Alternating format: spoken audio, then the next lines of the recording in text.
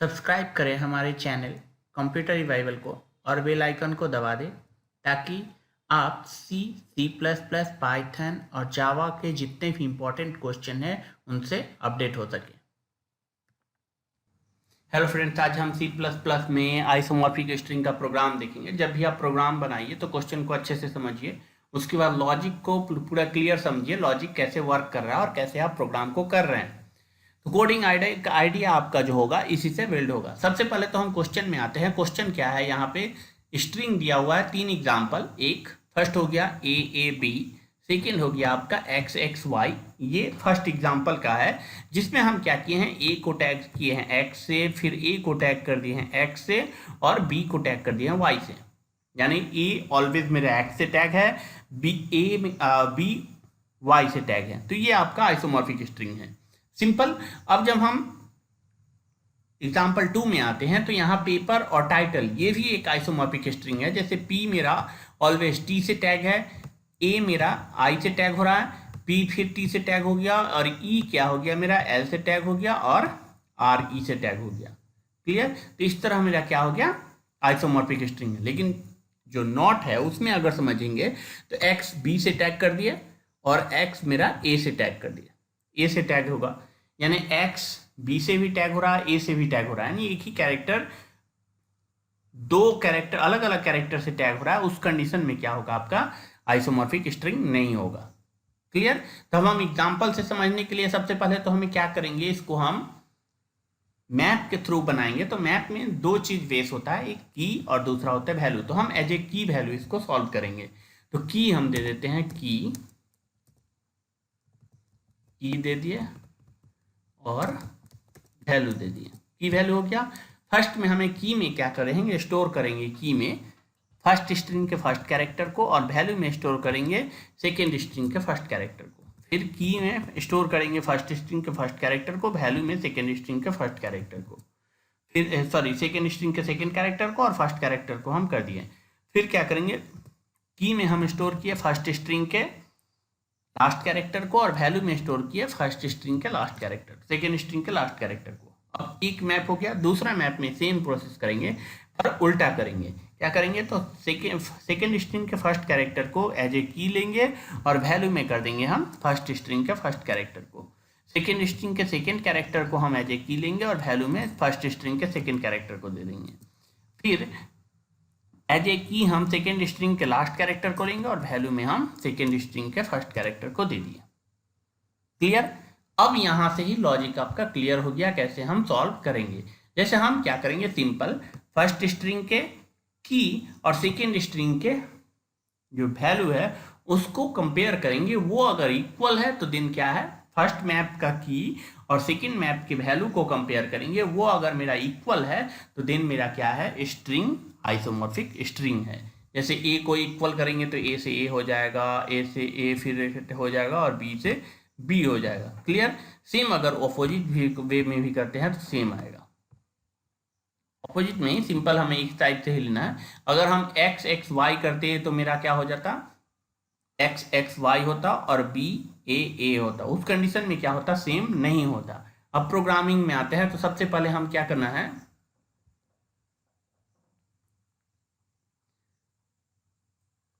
सबसे पहले हम क्या करेंगे, मेन फंक्शन डिक्लेयर कर देते हैं इंट मेन। हमें दो स्ट्रिंग चाहिए तो दोनों स्ट्रिंग डिक्लेयर कर देते हैं।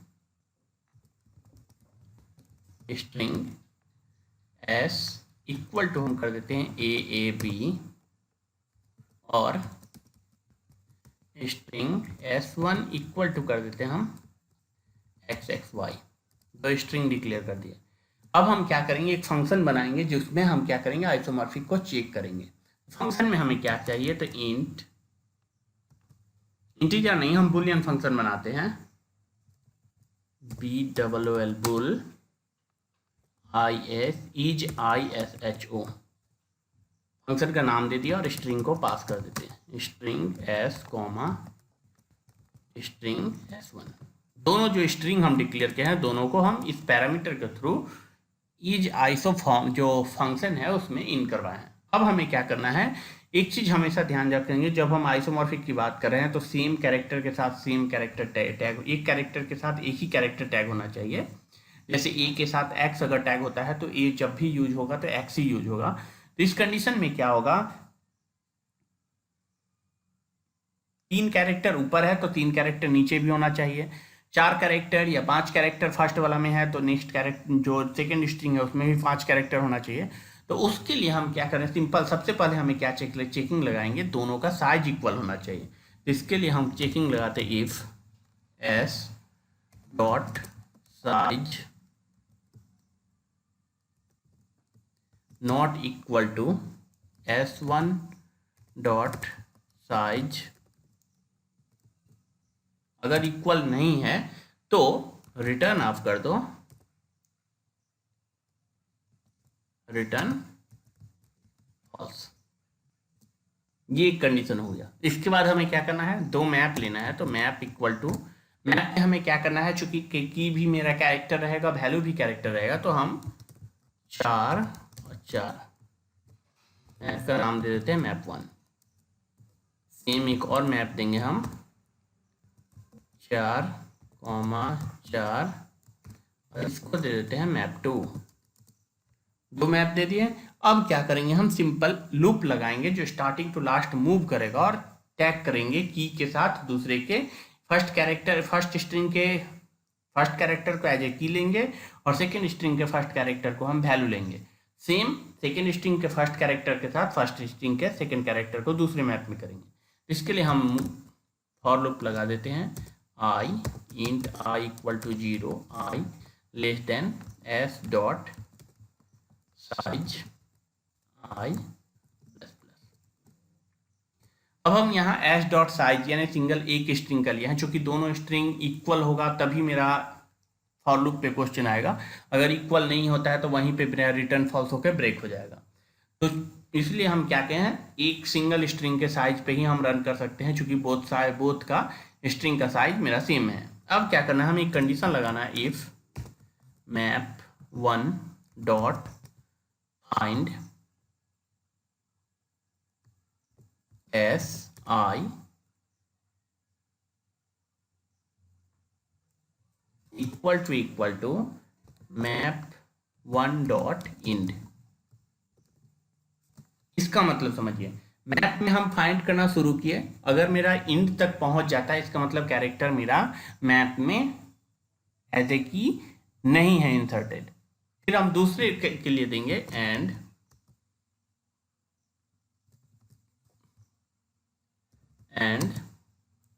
Map 2 dot find S1 I equal to map 2 dot end.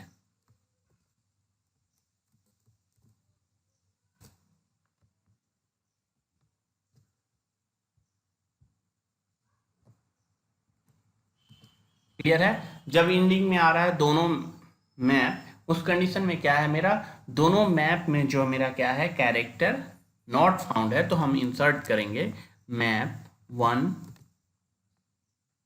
S I यानी फर्स्ट कैरेक्टर को एज ए की इंसर्ट कर दिए और सेकेंड स्ट्रिंग के एस आई को हम एज ए वैल्यू स्टोर कर दिए। क्लियर है। फिर हम सेम प्रोसेस करेंगे map 2 S1 I equal to हो जाएगा एस आई, एक्सचेंज हो गया एज ए की वैल्यू एल्स इफ। अब हम क्या करना है, हमें चेक करना है मेरा इक्वल है या नहीं है। अगर नहीं है तो देन रिटर्न फॉल्स, इक्वल है तो मेरा क्या है आइसोमॉर्फिक है। तो simple map 1 S I not equal to S1 I and map 2 S1 I not equal to SI। अगर इक्वल नहीं है तो आप क्या करो, रिटर्न कर दो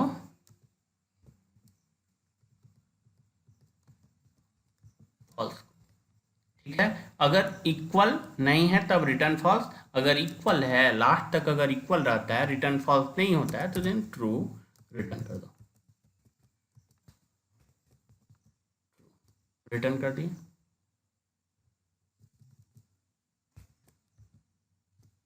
क्लियर हो गया।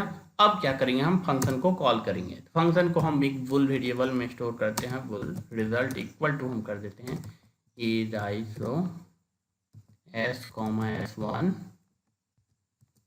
कंडीशन लगाएंगे, अगर ट्रू होता है तो इफ रिजल्ट, अगर रिजल्ट ट्रू है तो देन सी आउट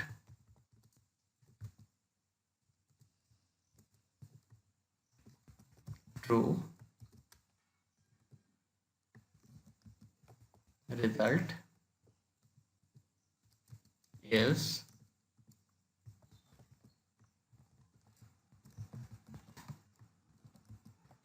रिजल्ट। पहले इसको रन करके हम देख लेते एक बार।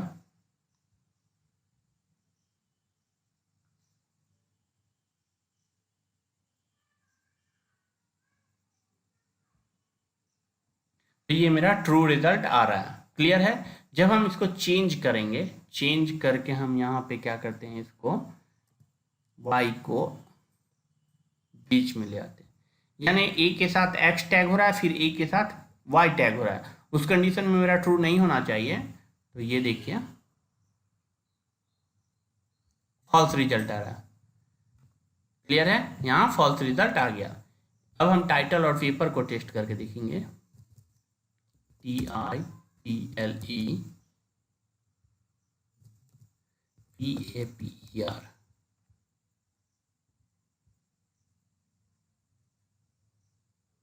ट्रू रिजल्ट है, टाइटल और पेपर आइसोमॉर्फिक स्ट्रिंग है।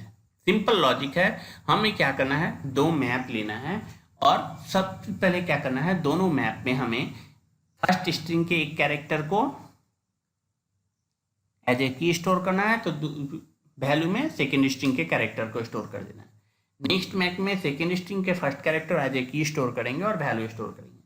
वैल्यू में क्या करेंगे, फर्स्ट स्ट्रिंग के कैरेक्टर को स्टोर करेंगे। जब दोनों सेम होगा उस कंडीशन में क्या होगा, मेरा स्ट्रिंग आइसोमॉर्फिक होगा। Friends please subscribe my channel and share video.